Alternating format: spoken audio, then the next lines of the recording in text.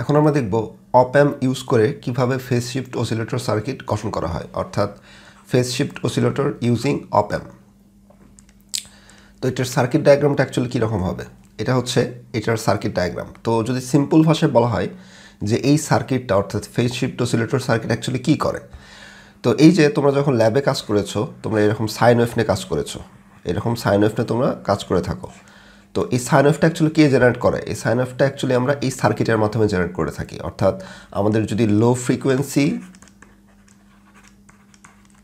Frequency sign ওয়েভের যদি দরকার হয়, তাহলে আমরা এই ফেজ শিফট অসিলেটর সার্কিটটা ব্যবহার করতে পারি।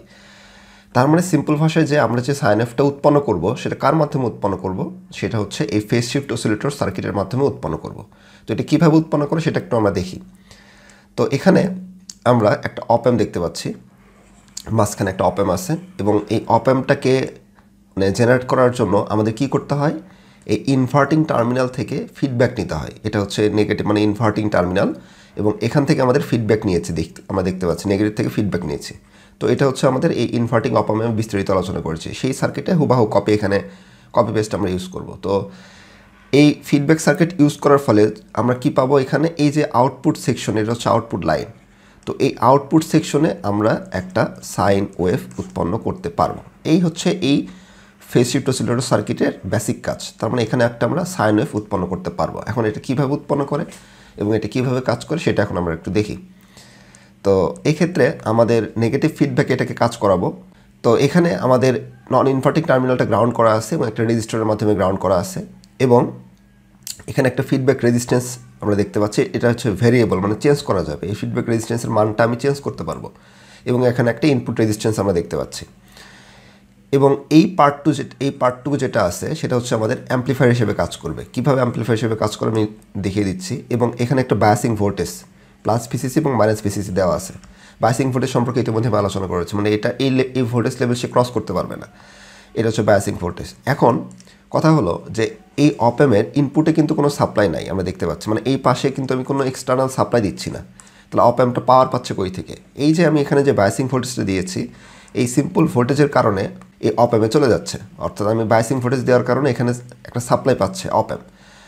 তো এই সাপ্লাই যখন সে পাবে, তখন এটা একটা খুব অল্প পরিমাণ, মানে অল্প অ্যাম্প্লিটিউডের একটা সাইন ওয়েভ জেনারেট করবে। অপ অ্যাম্পের ভিতরে তো দেখা যাচ্ছে 2 ডজনের মতন বিজেটি আছে, তারপরে এর ভিতরে রেজিস্টর আছে, ক্যাপাসিটর আছে, যার কারণে আমি এখান থেকে একটা লো ভোল্টেজের একটা সাইন ওয়েভ এখান থেকে জেনারেট করবে এই অপ অ্যাম্প।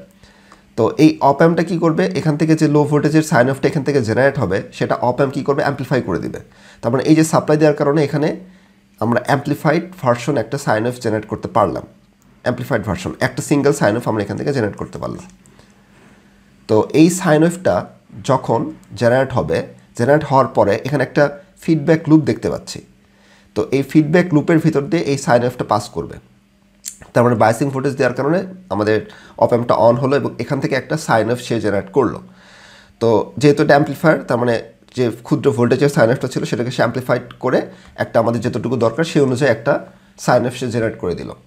এখন এটা তো একটা সাইকেল, তার মানে একটা সাইকেল আমরা এখান থেকে সাইন ওয়েভ জেনারেট করতে পারলাম। এখন নেক্সটে এটা যখন আমাদের ফিডব্যাক আকারে এই ফিডব্যাক সার্কিটের ভিতর দিয়ে পাস করাবো, কারণ এটা আমরা কন্টিনিউয়াসলি চাচ্ছি, এটা থামা যাবে না। এই একটা সাইকেল যেটা আছে এরকম কন্টিনিউয়াসলি উৎপন্ন হতে থাকবে।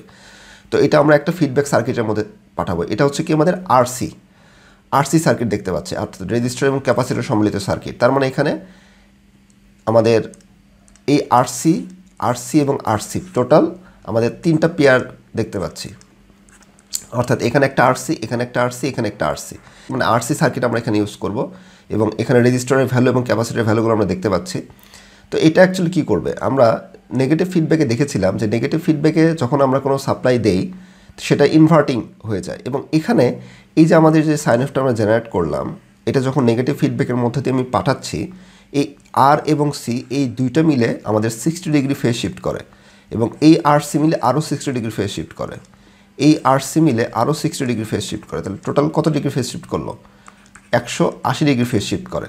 তার মানে যখন আমি এখানে একটা সাইন ওয়েভ জেনারেট করলো অপ অ্যাম্প, এবং সেই অপ অ্যাম্পটাকে এই সিগন্যালটাকে আমি আবার ফিডব্যাক দিয়ে ফিডব্যাক সার্কিটের মধ্যে পাঠাচ্ছি, তাহলে প্রতিবার 60 ডিগ্রি করে ফেজ শিফট করার ফলে টোটাল আমাদের ফেজ শিফট করবে কত? 180 ডিগ্রি। তার মানে এখানে যে সিগন্যালটা জেনারেট হলো একটা সাইকেলের, সেটা গিয়ে এখানে 180 ডিগ্রি ফেজ শিফট হয়ে যাবে, মানে কি এরকম উল্টা হয়ে যাবে। 180 ডিগ্রি ফেজ শিফট মানে কি, 180 ডিগ্রি ফেজ শিফট মানে হচ্ছে এটা সিগন্যালটা উল্টা হয়ে যাচ্ছে, যা দিচ্ছি সেটার অপোজিট হয়ে যাচ্ছে, উল্টা হয়ে গেছে। 180 ডিগ্রি ফেজ শিফট এটাই বলে। এখন এই সিগন্যালটা 180 ডিগ্রি ফেজ শিফট সিগন্যালটা আবার আমার এই অপ অ্যাম্পের এই নেগেটিভ অর্থাৎ ইনভার্টিং টার্মিনালে ইনপুট আকারে যাচ্ছে। এখন ইনভার্টিং টার্মিনালের ইনপুট আকারে গেলে আমরা জানি ইনভার্টিং টার্মিনালের কী করে 180 ডিগ্রি আবার ফেজ শিফট করে দেয়। এটা তো ইনভার্টিং টার্মিনাল আমি ইতিমধ্যে আলোচনা করি, ইনভার্টিং অপ অ্যাম্প সম্পর্কে ইতিমধ্যে আলোচনা করেছি। তার মানে এটা যে সিগন্যালটা আসলো ফিডব্যাকের মাধ্যমে, সেই সিগন্যালটা 180 ডিগ্রি ফেজ শিফট করে দিল, মানে উল্টায় দিল।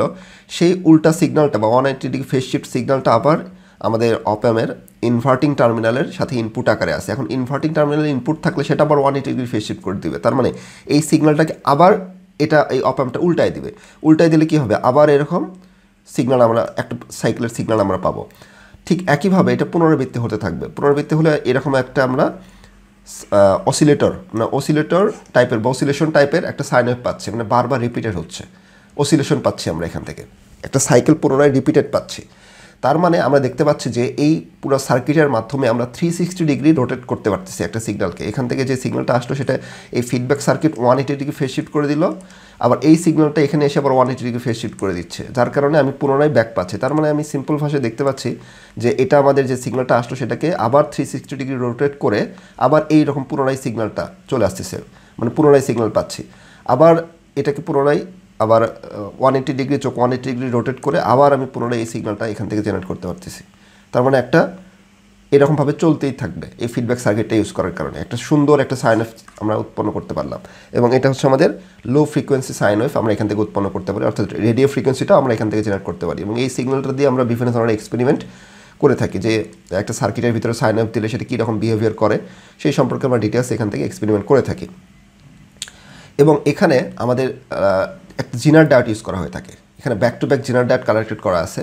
তো এই যে আমরা যে সাইন ওয়েভটা উৎপন্ন করলাম, এটার আমাদের এই পিক ভোল্টেজটাকে আমরা লিমিট করতে চাচ্ছি, যে পিক ভোল্টেজটা একটা নির্দিষ্ট লেভেলে থাকবে, সেটা এই জিনার ডায়োড ডিসাইড করে দিবে। এই জিনার ডায়োড কী করে, একটা ওই ভোল্টেজের বেশি সে যেতে দিবে না, ফিক্সড অ্যামাউন্টের একটা আউটপুট ভোল্টেজ আমরা পেতে যাচ্ছি, মানে ওইটুকু লেভেল ক্রস করা যাবে না, এর থেকে নিচে নামতে পারবে কিন্তু ওই লেভেল যাতে ক্রস না করে সেই জন্য আমরা এখানে ব্যাক টু ব্যাক দুইটা জিনার ডায়োড ইউজ করেছি। এবং যার ফলে এই যে দেখতে পাচ্ছি আমাদের পিক ভোল্টেজটা কত আসতেছে, ভিজেড প্লাস ভিডি1। ভিজেড প্লাস ভিডি1 হচ্ছে আমাদের এই জিনার ডায়োডের পিক মানে এই সাইন ওয়েভের পিক ভোল্টেজ পাচ্ছি আমরা। তার মানে এই জিনার ডায়োড ইউজ করে আমরা এটার একটা নির্দিষ্ট অ্যামাউন্টের সর্বোচ্চ একটা নির্দিষ্ট অ্যামাউন্টের পিক ভোল্টেজ আমরা এখান থেকে পেতে পারি, এর থেকে বেশি দিবে না, মানে এটা লিমিট করে দিবে আর কি। এবং এটার টাইম আমরা দেখতে পাচ্ছি যে টি, অর্থাৎ আমাদের টাইম পিরিয়ড যেটা বলা হয় সেটা হচ্ছে আসবে আমাদের যে ভ্যালুটা আমরা একটু পরেই দেখবো সে বিষয়টা, এবং ফ্রিকোয়েন্সিটা কীভাবে আসবে সেটা আমরা দেখব।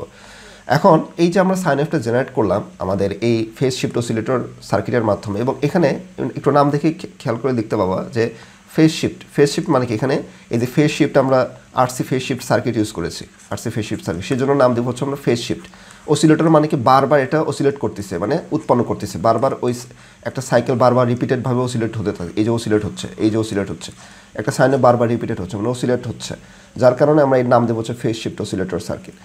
এখন এই যে আমরা সাইন ওয়েভটা জেনারেট করলাম, এটা তো একটা ফ্রিকোয়েন্সি থাকবে, যে কোনো একটা সাইন ওয়েভের ফ্রিকোয়েন্সি থাকে, ফ্রিকোয়েন্সিটা হচ্ছে কত সে কম্পনশীল, কত ফ্রিকোয়েন্সি সম্পর্কে তোমরা জানো যে একটা সাইন ওয়েভ কত ফ্রিকোয়েন্সি মানে কত ঘন, ফ্রিকোয়েন্সি কম হলে এটা আরও এরকম ছড়িয়ে যায়।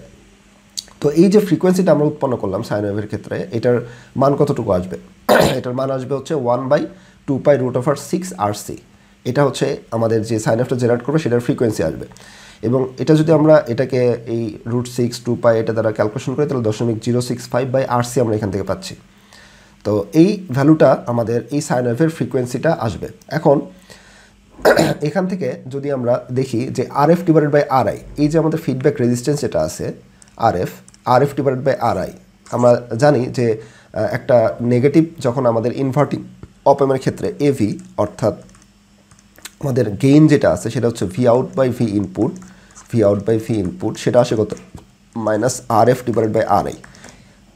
তো এই মাইনাসটা অ্যাকচুয়ালি কী প্রকাশ করে, এটা হচ্ছে আমাদের ইনভার্টিং প্রকাশ করে, মানে 180 ডিগ্রি ফেজ শিফট প্রকাশ করে। তো এটা অ্যাকচুয়ালি মানের উপর কোনো ইফেক্ট ফেলে না। তার মানে জাস্ট আমরা যদি মডুলাস নেই, মান নেই, তাহলে RF বাই RI সমান কত আসতেছে আমাদের এই ক্ষেত্রে? RF বাই RI আসতে হবে হচ্ছে 29। অর্থাৎ আমাদের যে ফেজ শিফট অসিলেটর আছে সেটার গেইন হতে হবে হচ্ছে AVর মান হতে হবে হচ্ছে 29। তাহলেই অ্যাকচুয়ালি আমাদের এরকম একটা সাইন ওয়েভ আমরা জেনারেট করতে পারবো। অর্থাৎ যদি এটা RRI গুণ করি তাহলে RF ইকুয়াল টু 29R1। অর্থাৎ এই যে আমাদের RF এর যে ভ্যালুটা আছে সেই ভ্যালুটা আসতে হবে হচ্ছে 29 অফ R1। তাহলে R1 এর যে মান আছে এর সাথে 29 গুণ করলে যে ভ্যালুটা আসবে সেই ভ্যালুটা আমরা এখানে ফিক্সড রাখবো, তাহলেই অ্যাকচুয়ালি আমরা সাইন ওয়েভ জেনারেট করতে পারবো। এই জন্য ভেরিয়েবল রাখছি যে R1 এর এখানে যে মানটা আছে সেটার সাথে 29 গুণ করে যে ভ্যালুটা পাবো সেই মানে আমি এটাকে সেট করব, তাহলে অ্যাকচুয়ালি আমাদের এই সাইন ওয়েভটা জেনারেট করবে। তো এই ক্ষেত্রে আমাদের দেখতে পাচ্ছি যে গেইনের মান 29 হলে সার্কিট সাইনোসয়েডাল ফ্রিকোয়েন্সি উৎপন্ন করে থাকে। তার মানে আমাদের সাইনোসয়েডাল ফ্রিকোয়েন্সি যদি উৎপন্ন করতে চাই তাহলে আমাদের কি করতে হবে? অবশ্যই গেইনের মান রাখতে হবে হচ্ছে 29। তাহলে এইভাবে আমাদের এই ফেজ শিফট অসিলেটর সার্কিটটা কাজ করবে।